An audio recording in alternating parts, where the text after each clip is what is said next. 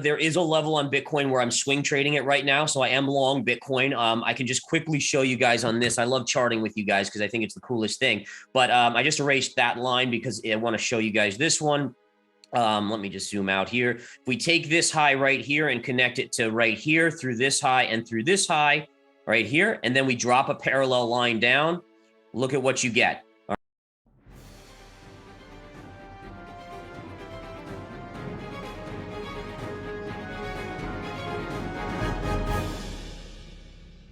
If I saved a few people, that's fantastic. I would have liked to have helped out more, but it is what it is, and we'll get a better buying opportunity on Bitcoin for the next big run. So you just got to be patient, deal with the pain. This is a normal cycle in Bitcoin. Every 4 years, many people talked about elongating cycles. I never saw it. There was no history of that. Many people talked about on-chain analysis as being important, and I always said when fear takes over, on-chain analysis, like fundamental analysis, means absolutely nothing. So great to be here, but let's get right into it. When you saw the November and October highs of just piercing $65,000 on Bitcoin, you have to make a note that the hype was ridiculous. They just launched the futures ETF at that point, and this was right in the midst of a big blockchain conference that we were at.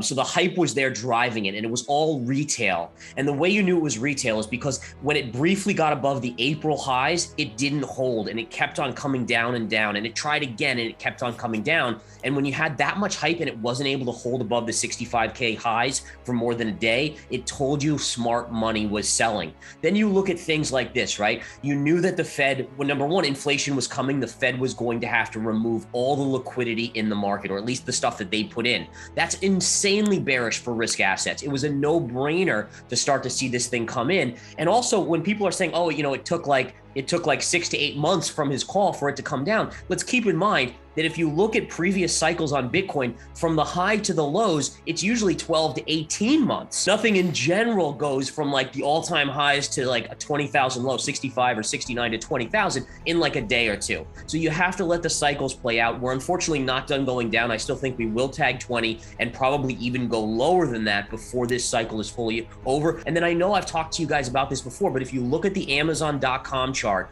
from 2000, when it topped out at the dot-com bubble, it is literally picture perfect to Bitcoin's chart here as well. Now remember, Amazon went from $112 there all the way down to $6, and then it went to 3,800. So there is light at the end of the tunnel. I am a very strong long-term bull on Bitcoin, but you just have to accept the cycles. We can't force our emotions on the crypto market. You have to just trade what it gives you. And in this case, it was telling us. I mean, anyone who said that it wasn't telling us, it was just their emotion clouding their judgment. So if you take this high from March and April of 2021, and what you see here, and this is a technical tool that I use on a daily basis to tell if something is a real breakout or a fake breakout, all you got was one daily close above and then a reversal, one daily close above and never a higher close. And there's something called the confirmation signal that I've created. And basically what it tells you is that institutions and big money play games with smaller investors. What they do is they like to take out previous highs, which gets the small investor to think it's a breakout.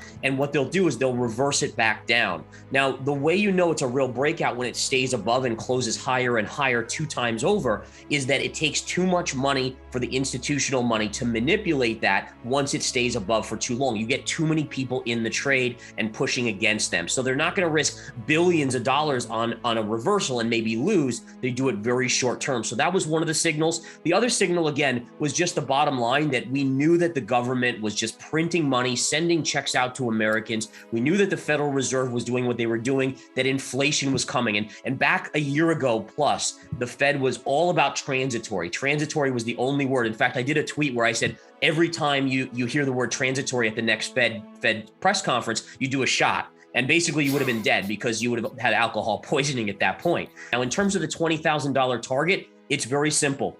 Just look at the 2017 high. You have that pivot right there. That's basically what I saw it going to. Ultimately, you have to take out these lows, which we've already done. You can see we're down here on the chart. But again, that's my highest end target. I hope it stops there. I'll start to accumulate a hodling position there, but I will expect to continue to add below that level if need be. I would almost be a little concerned that it might be a longer cycle. So I think for instance, number one, I think you have to look at 2017 December high, and then it really didn't start to, I mean, we didn't take out the previous highs until basically 2021, right? So you're talking about 3 years of kind of sideways chop. Now, there were a lot of great trades in between there, but before you took it out. So I think you have to be thinking to yourself 2 to 3 years where, you know, before it takes out 65,000 or 69,000 again. The only other thing we could possibly do, and again, you're right, technicals, when you're a technician of the charts, you're basically a student of history, right? And so what I would do is I would say, okay, well, let's go to the NASDAQ 100 and let's go all the way back to 2000 when the dot-com bubble burst. How long did it take, all right, for the dot-coms to recover? All right, in fact, I actually have to go to my weekly chart because it's that long. And this is kind of freaky, right? So, and we hope, and listen, I'm a Bitcoin bull, so I hope this long-term doesn't play out, but it took the dot-coms, the NASDAQ 100, all the way until 2015, so 15 years to recover. Now, I don't think that's gonna be the case because the things that are ruling Bitcoin, number one, it's getting adopted more and more. So that shouldn't be the case. And then you also have to look at the fact that Bitcoin is an asset that is a stated max run versus the dollars that will continue to be printed in the next recession after that. And so ultimately it's going to be a store of safety. So my guess is it'll be 3 years. But I think it's important to just note what happened with the dot-com, since we are referring to that as kind of the ultimate winter cycle. The long-term thesis is just the basics that, you know, you have a government that, yes, they're pulling back on stimulus now because inflation's 8%, 8.5%, but we have to remember that this is already pushing us towards recession. I think inflation comes down to probably 4 to 5%, but it's going to be sticky there. The Fed will say, okay, well, as long as unemployment remains at under 4%, we're fine with that. We're going to continue to fight inflation, but unemployment is not going to stay there. You're going to see unemployment start creeping towards 5, 6, 7, 8, 9%, 10%.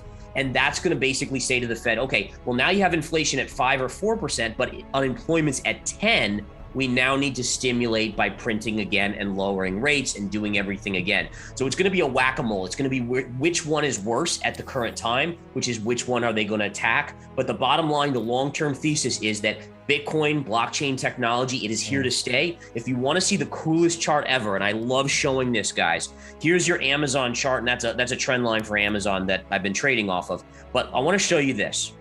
This is the .com M top on Amazon, right? And you can see what it did. So that looks scary, right? From all the way up here down. But if you go back and you zoom out on this chart, look at this. Now look at what that is. See that? That's what we're referring to as the .com bust. And this is, again, what I think eventually Bitcoin can do once we get through this period. So this is your low, $6 on Amazon. And then imagine if in 20 years it's worth 30, 38, right, whatever multiple that is. I mean, I don't even know what multiple. I think you're okay. You're probably sitting in retirement with billions of dollars at that point. So number one, there is a level on Bitcoin where I'm swing trading it right now. So I am long Bitcoin. I can just quickly show you guys on this. I love charting with you guys because I think it's the coolest thing. But I just erased that line because I want to show you guys this one. Let me just zoom out here. If we take this high right here and connect it to right here through this high and through this high right here, and then we drop a parallel line down, look at what you get. All right, so look at this low right here. We just touched this low here, all the way through here. So again, there is support here, but this is just a swing trade on the chart at this point. My longer term projections, right? So the one thing we have to kind of recognize here is that Bitcoin could go below 20. And as an investor, I need to be prepared for that. The downside max target I have. So minimum target's 20,000. The max target, you take this high to this low, it's $36,000 drop. You take this high, subtract 36,000, you get 12,000. So 12,000 is my low end target. Definitely okay buying in at 20. And just to be clear for everyone, I am buying, I don't have a crystal ball. I don't know the future, right? So what I'm going to end up doing is what I've been trained to do in stocks, which is you start looking for support at a level, you buy a small percentage of what you want to ultimately own, and then you basically space those buys out. So I might buy like, $20,000 worth at, 20,000, another 20 at 18, another 20 at 16, and kind of all the way down that way to accumulate. The amount of your portfolio you dedicate to any position needs to be really thought about, right? So I'll admit right here that I picked up some Terra Luna when it was like around the $30 to $40 level. But as soon as I saw that there were some issues there, I said, okay, I've only got this small percentage. I'm not adding to it, and that's it.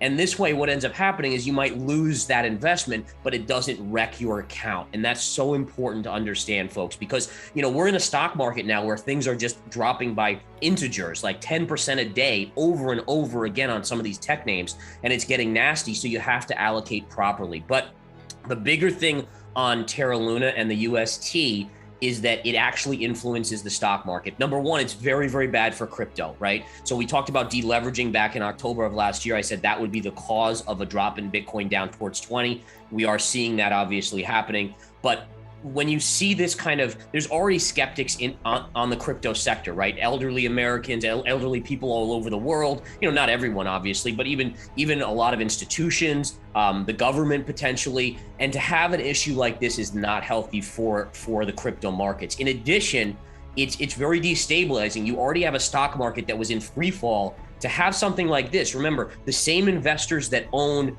Terra Luna, that own Bitcoin, that own Ether, that own Solana, they're the same investors that own Tesla. They own some of these other stocks. And so when they get margin calls in crypto like this, they're going to sell some of their stocks, which then creates a waterfall effect in all of assets. So this isn't just kind of an isolated thing anymore. You could look at this as a contagion, and I would almost guarantee the Federal Reserve is keeping a very close eye on this. One of the reasons why I have multiple crypto accounts is because there was a point where someone jacked my SIM card and they actually got into my crypto account. Luckily, there was an account I didn't have funded. But I mean, if someone does that and steals your crypto, you don't get it back. Now, if it's a stock account, FDIC insurance. If it's a banking account, FDIC insurance. You need these good things to come in.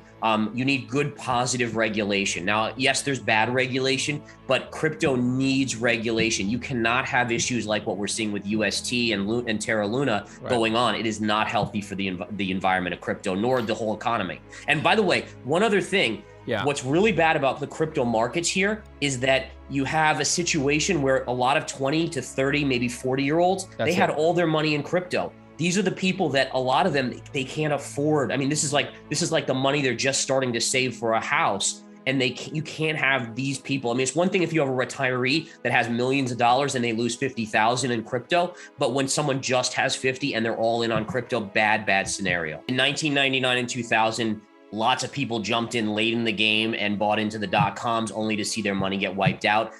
It was commented for the next 7 years, where's the retail investor? And finally, the retail investor came back when the market seemed to go up every single day. They came back in 2007, only to get wrecked in 2008 and 2009. And then really until the pandemic, I kept on hearing on all these stations, well, where's the retail investor? The retail investor still doesn't trust this market after 2008, 2009. Well, guess what? They came back in 2020, 2021. It seemed like it was a casino they couldn't lose. And now look at what happens. And this is the way it works, is that these investors many of them will be gun shy going forward for many, many years. When they should be buying at the lows, they're going to be too gun shy because of getting wiped out prior.